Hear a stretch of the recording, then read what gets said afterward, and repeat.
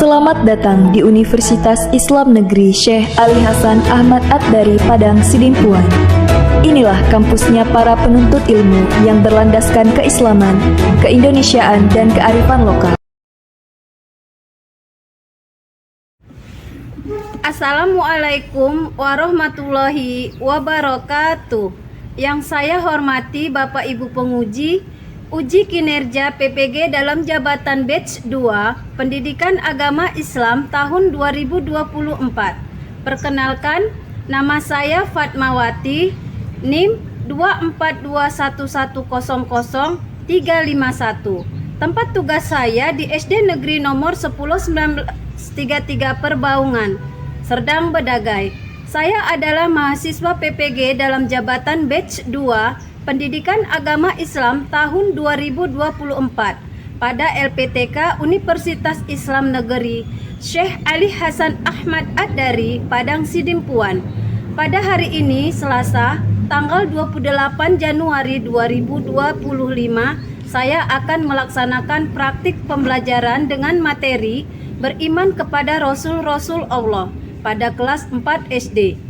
Untuk memenuhi persyaratan uji kinerja PPG dalam jabatan batch 2 Pendidikan Agama Islam tahun 2024. Berikut ini adalah video pembelajaran saya. Selamat menyaksikan. Wassalamualaikum warahmatullahi wabarakatuh. Ayo, ketua kelas. Siapkan ya. Berdiri. Memberi salam.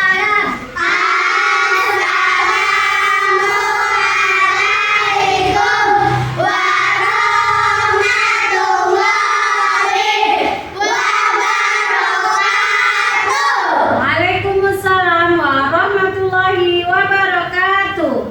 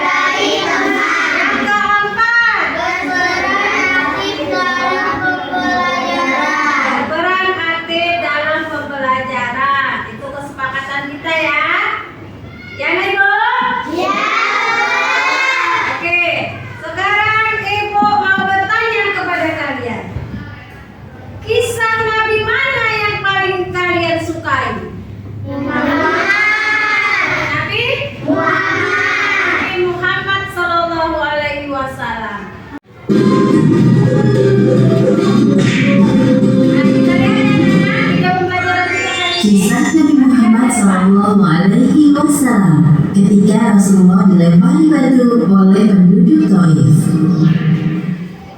Nabi Muhammad SAW melakukan perjalanan ke Taif bersama Zaid bin Haritsah. Ini merupakan kali pertama dakwah keluar kota Mekah. Nabi berharap banyak dari penduduk Taif yang mau masuk Islam. Namun siapa sangka bahwa penduduk Taif malah mengusir dan melempari beliau dengan batu. Perlakuan kaum kafir Quraisy terhadap Nabi Muhammad semakin menjadi-jadi pasca wafatnya Abu Thalib dan Khadijah. Mereka bahkan tidak segan mengusir Nabi dari negerinya sendiri. Dalam situasi dan kondisi Rasulullah sekarang, muncul sebuah ide untuk melakukan dakwah keluar kota Mekah. Tepatnya pada bulan Syawal tahun ke-10 kenabian, berangkatlah Rasulullah ke Taif hanya berdua dengan Zaid bin Haritsah. Demi menghindari kecurigaan kaum kafir Quraisy, Nabi Muhammad sengaja tidak membawa hewan tunggangan. Walaupun perjalanan menjadi lebih lama, Nabi dan Zaid berhasil melampauinya. Wahai Nabi, sepertinya itu perkampungan penduduk. Alhamdulillah, sebentar lagi kita memasuki Taif. Selayaknya tamu yang baru datang ke negeri orang, Rasulullah menemui para pemimpin Taif terlebih dahulu. Mereka adalah Abu Dialail, Mas'ud, dan Habib. Nabi Muhammad berbincang dengan para pemimpin Taif sembari menyisihkan misi dakwah Islam. Nabi menjelaskan dengan santun agar mereka tidak tersinggung dengan ajaran baru yang beliau bawa. Belum selesai bicara, Rasulullah telah mendapat respon yang tidak menyenangkan. Sudahlah, tak perlu kau teruskan ceritamu, wahai Muhammad. Aku tidak dapat mempercayai perkataanmu. Apakah tidak ada orang lain yang diutus menjadi Rasul selain engkau? Wahai Muhammad, jika benar engkau seorang Rasul, aku tidak mau hidupku terancam dengan menerima ajakanmu.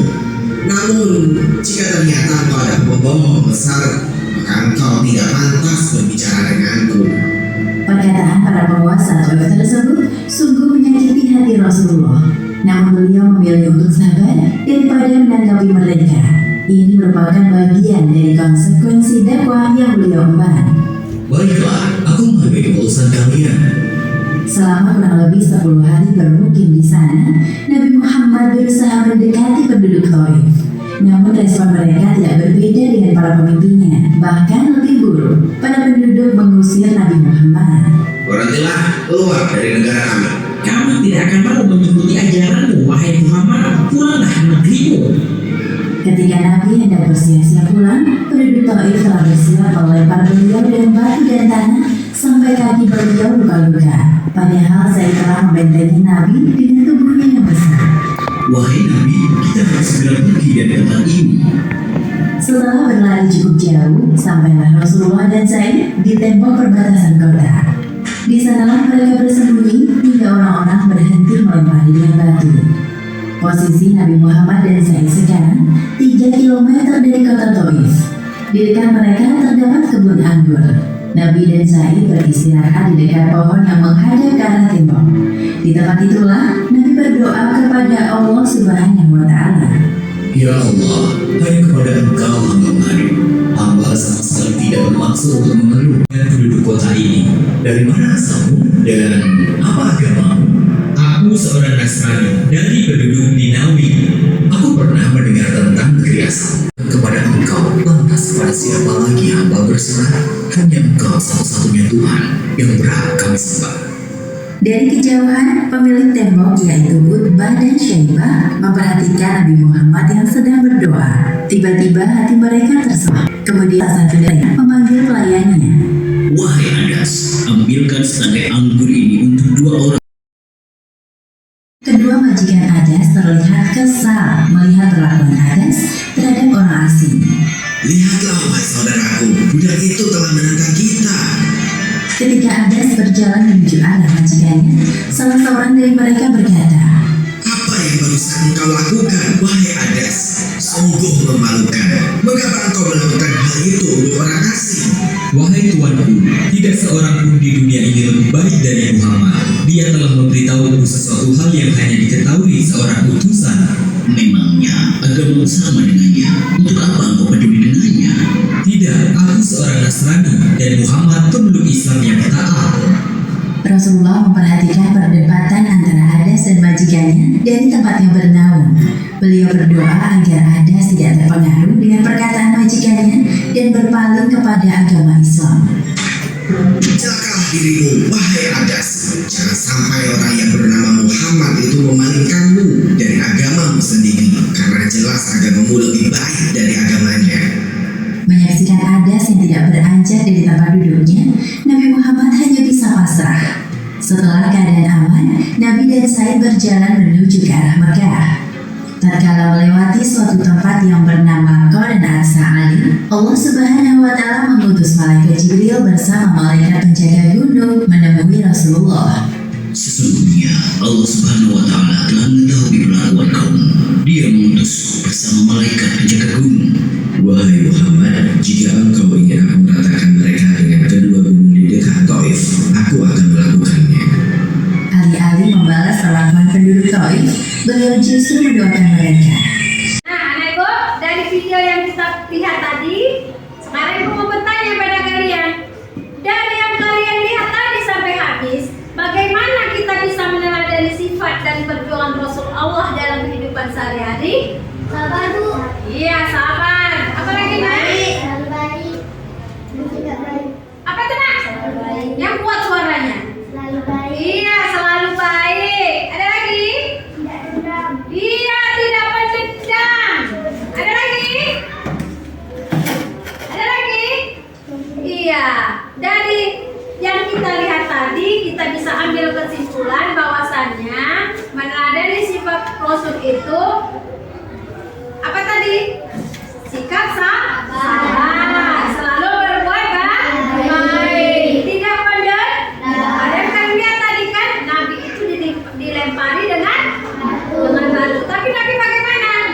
Sabar. Itulah yang kita harapkan kita lakukan dalam kehidupan sehari-hari. Rasa sabar yang tinggi seperti Nabi kita. Nah, Ibu, sekarang Ibu mau bagi kalian dua kelompok, ya? Nah, Ibu, kalian kan sudah Ibu bagi dua kelompok. Sekarang Ibu lihat kelompok satu. Mana, Nak? Yang mana mau yang enak kalian tuh? Ya, Pak. Nih, sifat-sifat Rasul. Nah, kelompok dua. Mana, Nak? Mana? Ini.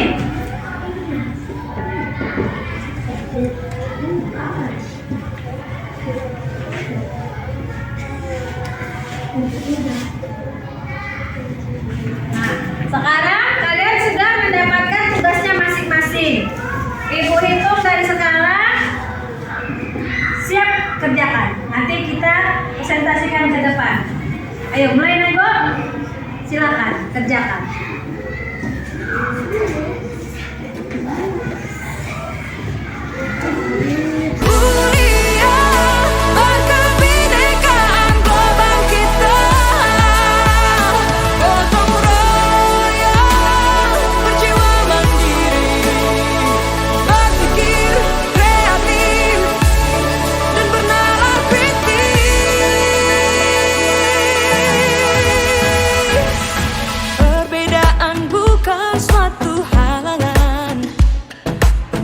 Saling bergandeng tangan, Bhinneka Tunggal Ika, semboyan negeri kita yang harus kita jaga bersama.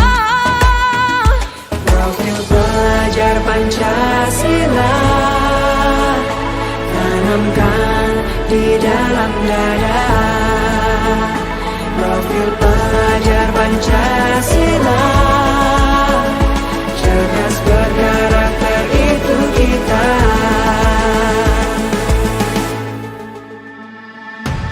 Beriman dan bertakwa pada Tuhan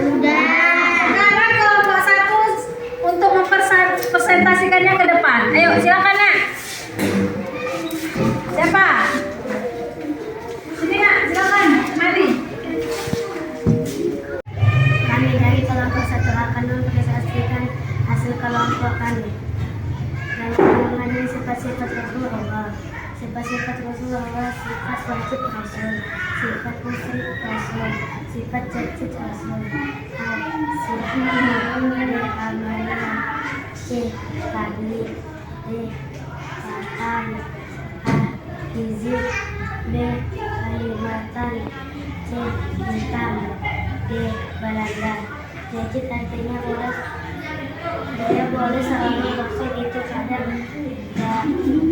dasarnya manusia bisa yang dapat mengalami dan merasakan segala sesuatu yang dirasakan manusia, misalnya nyaman, merasa lapar, sedih, menceritakan. Ayo dari kelompok 2, Ibu persilakan untuk bertanya. Silakan bertanya, Nak. Untuk kelompok 1, silakan. Apa saja tanda-tanda orang yang beriman kepada Rasulullah? Apa saja tanda-tanda orang yang beriman kepada Rasulullah? Silakan jawab. Mengimani seluruh ajaran Rasulullah seperti rajin, sholat, mengaji, dan berbuat baik kepada orang tua. 2. Menaati perintah Rasul dan menjauhi larangannya.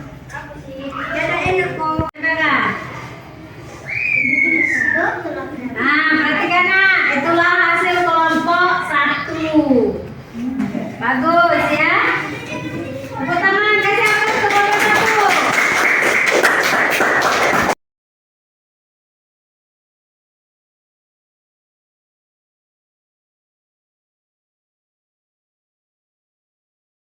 Ibrahim, Lut, Ismail, Isa, Yakub, Yusuf, Ayub, Tuhan, Musa, Harun, Idris, Daud, Sulaiman, Yasin. Nah, Ibu, dari hasil kelompok 2 tadi ada yang ingin apa? Ada yang ingin bertanya, Ibu?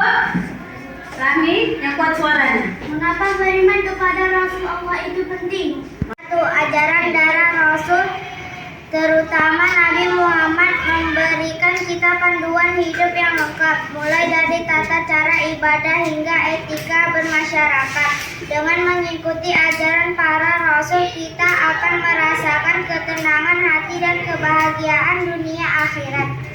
Nah, Ibu, dari kesimpulan pelajaran kita tadi, dapatlah kita jelaskan bahwasannya beriman kepada Rasulullah adalah salah satu rukun iman yang sangat penting dalam agama Islam. Ini berarti kita meyakini dengan sepenuh hati bahwa Nabi Muhammad SAW adalah utusan terakhir Allah yang diutus untuk seluruh umat manusia. Nah, iman ini juga mencakup keyakinan kita terhadap seluruh nabi dan rasul yang telah diutus sebelumnya. Nah, dengan mengikuti ajaran para rasul, kita akan merasakan ketenangan hati, kebahagiaan dunia dan akhirat. Beriman kepada Rasulullah adalah fondasi iman seorang muslim. Dengan beriman kepada Rasul, kita tidak hanya mengenal Allah Subhanahu wa Ta'ala, tetapi juga mendapatkan pedoman hidup dalam kehidupan kita yang sempurna. Nah, Ibu, ini Ibu ada tugas untuk kalian. Ibu harap kalian kerjakan dengan baik. Satu orang satu tugasnya.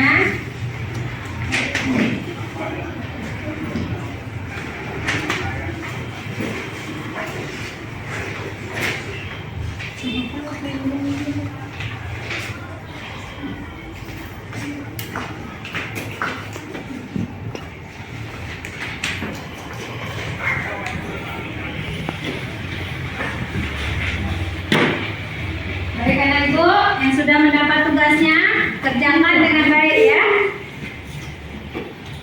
Silakan kerjakan.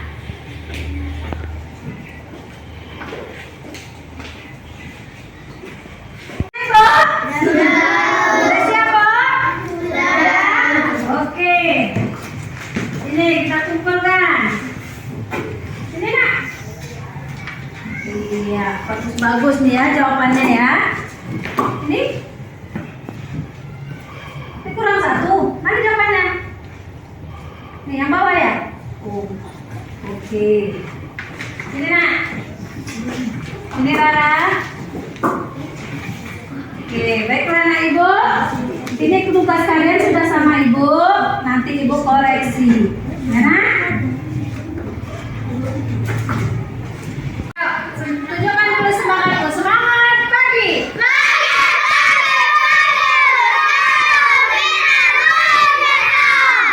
anak ibu, dalam pembelajaran kali ini, setelah kalian mengikuti pembelajaran yang tadi, iman kepada Rasul tadi, bagaimana cara kalian menghargai tentang sifat-sifat Rasul dan keteguhan Rasul dalam menyampaikan ajaran-ajaran agama tersebut. Nah, jadi anak ibu mau kalian menuliskan di sini di kertas yang ibu bagikan nanti. Kalian tulislah di sini perasaanmu. Bagaimana juga perasaanmu? Senangkah? Tidakkah?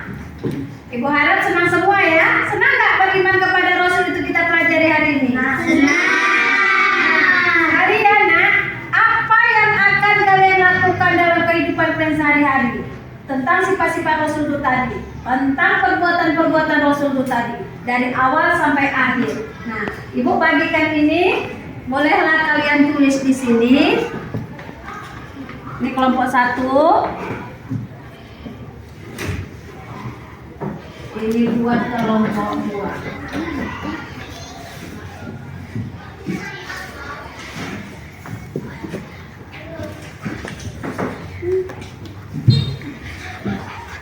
Nah, ibu, silahkan tulis di situ. Bagaimana perasaanmu? Apa nih kalau bilang kan?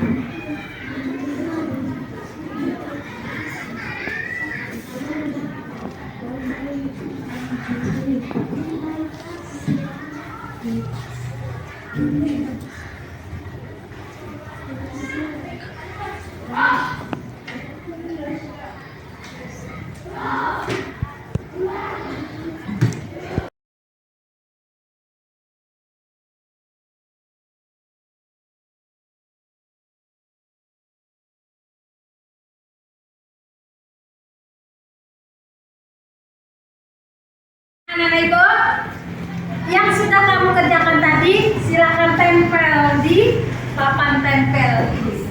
Silakan nak, kelompok 1 maju. Kelompok 1 maju. Iya. Ya, tenang, bahagia. Lagi ya. Oke, sekarang kelompok 2. Silakan. Tempel di sini.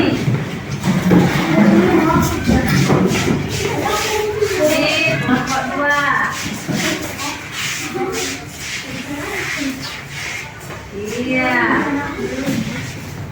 Iya.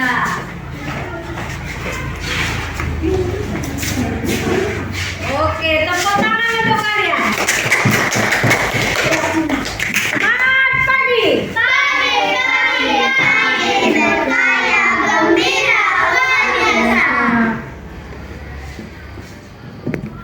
Ibu, demikianlah pelajaran kita hari ini. Semoga bermanfaat bagi kalian. Tugas-tugas tadi nanti aku kasih nilainya kepada kalian. Kalau ibu suruh perbaiki, diperbaiki. Sekarang tutup bukunya, masukkan ke dalam buku tasmu. Tutup bukunya, nak. Tutup bukunya, siapkan ketua kelas.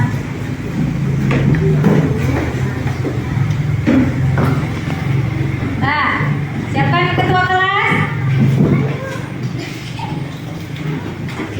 Ayo, ketua kelas siapkan. Berdiri. Malah duduk siap pula.